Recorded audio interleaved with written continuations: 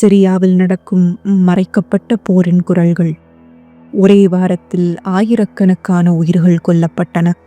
ஆனால் எந்த பெரிய செய்தியும் இல்லை, எந்த கூக்குரலும் இல்லை. நம்ப முடியவில்லையா? இதுதான் சிரியாவின் சுவைதா நகரம். ஒரு வாரத்துக்கும் மேலாக அங்கு ஒரு கொடுமையான யுத்தம் நடந்தது. துருஸ், கிறிஸ்தவர்கள் போன்ற சிறுபான்மை சமூகங்களைச் சேர்ந்த ஆயிரக்கணக்கான விலை மதிப்பற்ற உயிர்கள் கொடூரமாக கொல்லப்பட்டன.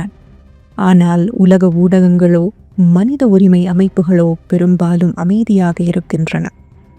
கொலை செய்யப்பட்டவர்களில் ஃபாஸ்டர் காலத் மெஜிர் ஒருவராவார்.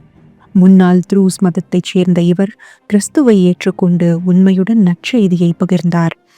தமது விசுவாசத்திற்காக அவரும் அவரது மனைவி, பெற்றோர் மற்றும் 20க்கும் மேற்பட்ட குடும்ப உறுப்பினர்களும் கொடூரமாக கொல்லப்பட்டனர். சுவைதாவில் உள்ள திருச்சபை தாக்குதலுக்குள்ளானது. பல விசுவாசிகள் காணாமல் போயுள்ளனர். உயிர் தப்பியவர்கள் கற்பனை செய்ய முடியாத துன்பத்தை அனுபவிக்கிறார்கள்.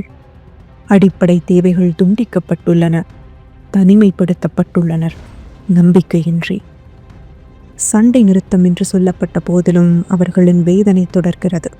இந்த மறைக்கப்பட்ட கொடூரத்தை நாம் புறக்கணிக்கவே கூடாது. நாம் மௌனமாக இருக்க முடியாது. வாருங்கள், ஒன்றிணைந்து ஜெபிப்போம்.